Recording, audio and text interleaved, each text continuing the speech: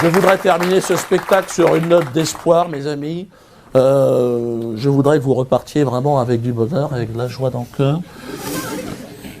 Détendre un peu l'atmosphère, sortir un peu de toutes ces contraintes, ces injustices, et aborder le thème du porte-monnaie, parce qu'il va falloir qu'on se fasse taxer, fiscalité et tout ce que vous voulez. Donc un petit dédicace s'imposait. Parce que une crise telle que celle que nous vivons, ça coûte cher, très très cher, et vous allez voir, si je vous dis que l'année 2021, elle risque d'être pire que l'année 2020, c'est pas forcément sur le plan de la pandémie, c'est plutôt sur le plan de l'économie. Donc là, tu as mis le doigt dans l'engrenage, attention. On va regarder tout ça ensemble pour démarrer l'année sur des chapeaux de roue. Allez, arrêt des aides, début de la crise. Et oui, ça va être ça le sujet en fait de 2021.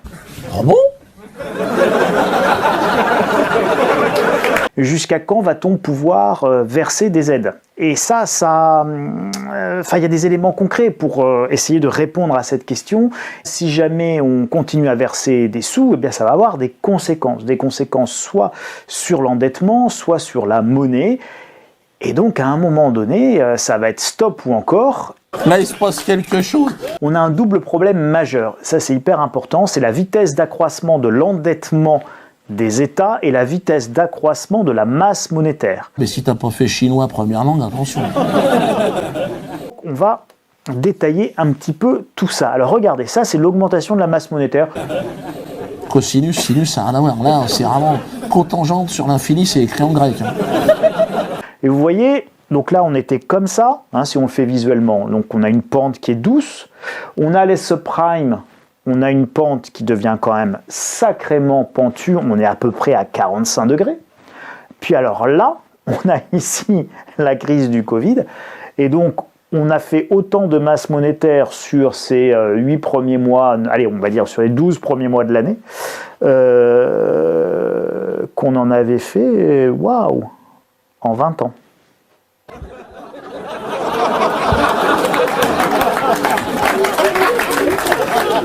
Donc c'est un rythme d'accroissement de la masse monétaire qui est absolument intenable si vous voulez tenir la valeur de vos monnaies. Donc avec un rythme d'accroissement de la masse monétaire tel que vous le voyez là, vous allez évidemment vers une hyperinflation à la vénézuélienne, à l'Argentine, à tout ce que vous voulez. Ah, l'autre il prend tes résultats, mais l'autre c'est un joueur de poker, attention.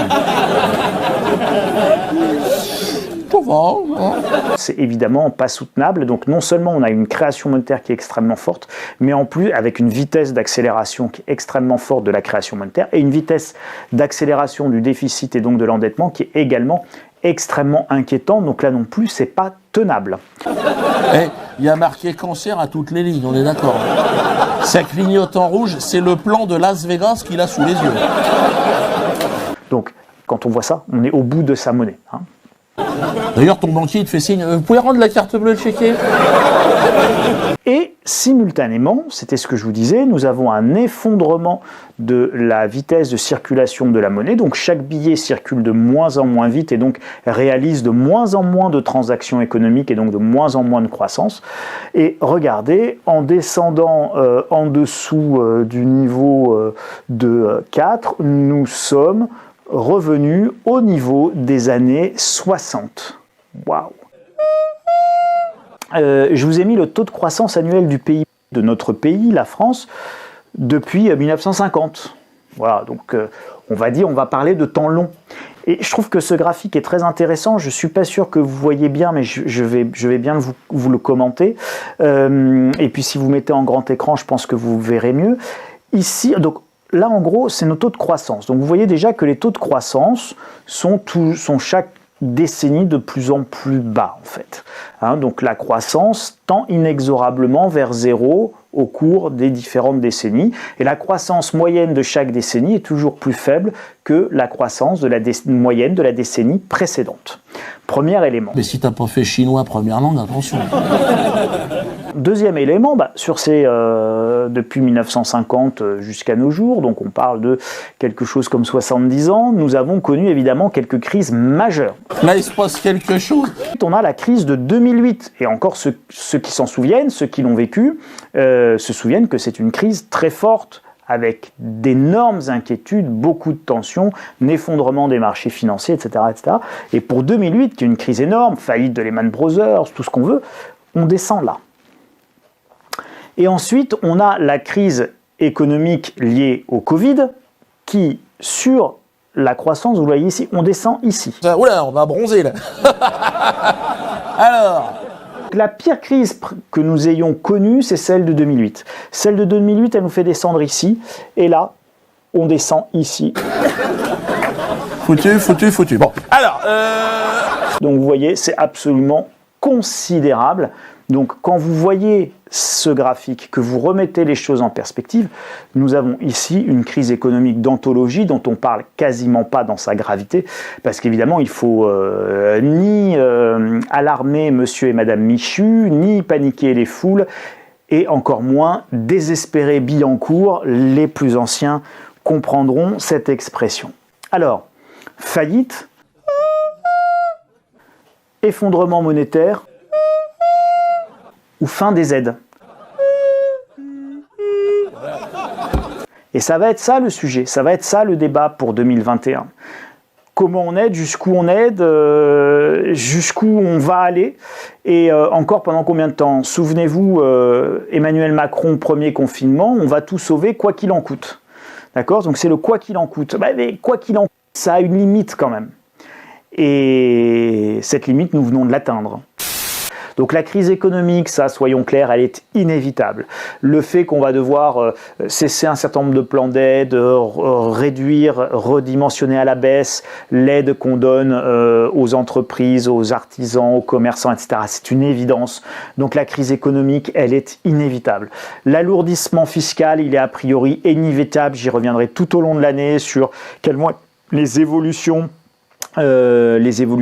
fiscales, celles qui sont probables, voilà, avec des taux qui vont augmenter, de nouveaux impôts qui vont peut-être apparaître, etc. Et donc, comment on peut évidemment limiter la note. On a en revanche un risque de crise budgétaire.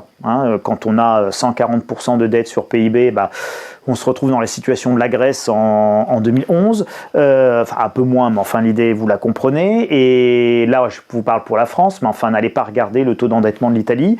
On a un risque de crise monétaire. Quand vous voyez cette envolée de la création monétaire, et bien évidemment on a un risque majeur de crise monétaire, et on a un risque politique qui est spécifique à la zone euro, c'est-à-dire que à partir du moment où il faut payer la crise, qui c'est qui paye et comment on paye quand il y a des divergences, d'accord? Donc 70% de dette sur PIB et 75% de dette sur PIB en Allemagne au moment où je vous parle, 120-125% en France. Donc vous voyez, c'est pas pareil. Donc est-ce que les Allemands vont vouloir payer pour les Français, inversement, etc., etc. Donc tout ça, c'est le risque spécifique, c'est le risque politique spécifique à la zone euro. Ça ne veut pas dire que la zone euro va éclater, c'est-à-dire que potentiellement, il y a un risque qu'il y ait un désaccord politique pouvant nous mener jusqu'à l'éclatement de la zone euro ou pas. On verra bien. Finalement, quand on y réfléchit de cette façon-là, les conséquences de la faillite ou les conséquences de la politique nécessaires pour éviter la faillite sont sensiblement identiques, c'est-à-dire que dans tous les cas, elles sont socialement désastreuses, humainement très difficiles, et évidemment, elles sont tout sauf plaisantes. Ce qui est sûr, c'est que on est dans une situation économique extrêmement difficile, qui est une situation économique qui est jamais vue, qui est mondiale, et donc évidemment il va falloir qu'il se passe des choses. On peut appeler ça le grand reset, on peut appeler ça un effondrement. On ne sait pas encore exactement quelle tournure vont prendre les événements. Sans compter, et ça c'est important aussi, c'est que la pandémie elle n'est pas finie. Souvenez-vous, c'était en novembre dernier, novembre 2020, j'avais fait pour mes lecteurs de la lettre stratégie Covid-21, le confinement sans fin, avec le risque majeur évidemment des mutations. Alors le Covid globalement, de ce que j'ai pu lire, comprendre et retenir, il mute. Il reste une chance. On est dans la bonne direction.